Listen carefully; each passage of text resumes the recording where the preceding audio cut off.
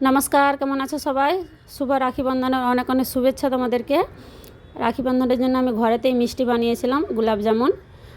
এটাকে আমাদের দেশে ঘরে পান্তুয়া মিষ্টি বলে। দেখো, মিষ্টি রসটা বানানোর জন্য আমি এতে 3 বাটি চিনি দিয়েছি, কেশর আর একটু এলাচ দিয়ে এটাকে জলটাকে 10 মিনিট বয়েল করতে দিয়ে দেবো। মিষ্টি রসটা এটা যতক্ষণ বয়েল হচ্ছে, রেডিমেড প্যাকেট পাওয়া যায় আমাদের এখানে, তো তাকে দুধ দিয়ে আমি যেমন করে আটা মাখে সেরকম করে মেখেছিলাম। একসাথে সব আটাটাকে মাখি না, পাউডারটাকে, কেননা এটা তাড়াতাড়ি হাওয়া লেগে গেলে শক্ত হয়ে যায়।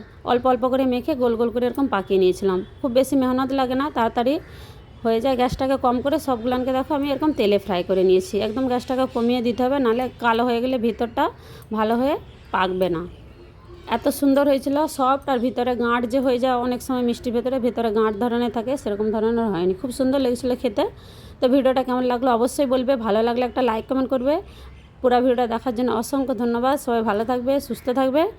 ভিডিওটা কেমন লাগলো অবশ্যই বলবে। ভিডিওটা এখানেই শেষ করছি।